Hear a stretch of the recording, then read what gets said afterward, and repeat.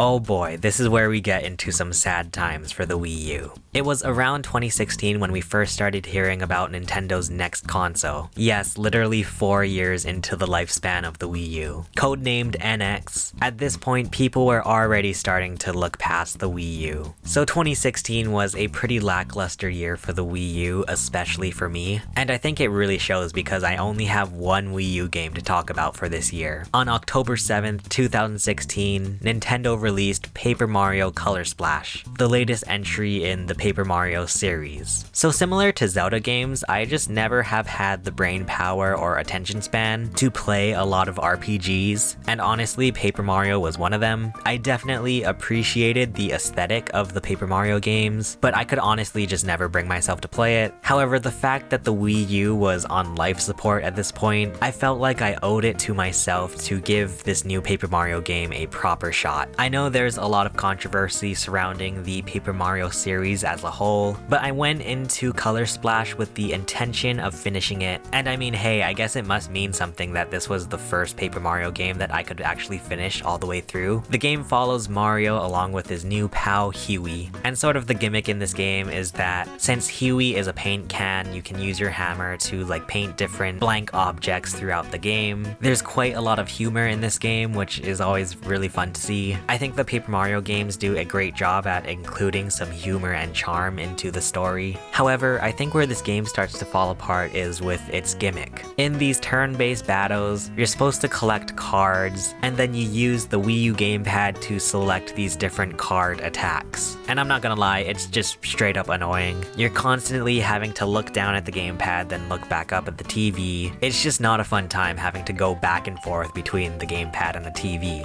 Also, this game has some very lackluster characters. For example, there's the battle where we have to fight everybody's favorite character, Steak.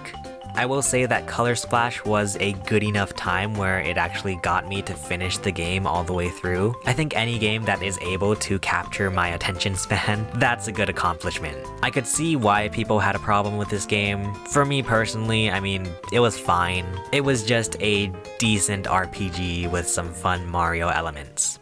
And that is the only game I bought for the Wii U this entire year. I mean, that's not to say that there weren't games released for the Wii U this year. However, with the games that were released, I think the writing was on the wall that the Wii U was coming to its end. We had Twilight Princess HD, which I mean, hey, I can't really speak too much about because I've never actually played that game. I don't think the visuals really lend itself to HD the same way that Wind Waker did. But I mean, hey, from what I've heard, this is like a solid remake, so that's fine. I mean, I guess we technically got 2 Zelda games on the Wii U so far. But there was also Star Fox Zero and Star Fox Guard. These games are pretty notorious for just not being a good time. Apparently, the way that Star Fox Zero incorporates the gamepad just makes it very not enjoyable. And listen, although we all know that good graphics does not equal a good game, Star Fox Zero just had some of the saddest looking graphics I've seen on the Wii U. It looked like a GameCube game, which honestly made me even less willing to give this game a shot. And then we also had Mighty Number 9. Do I need to say anything more?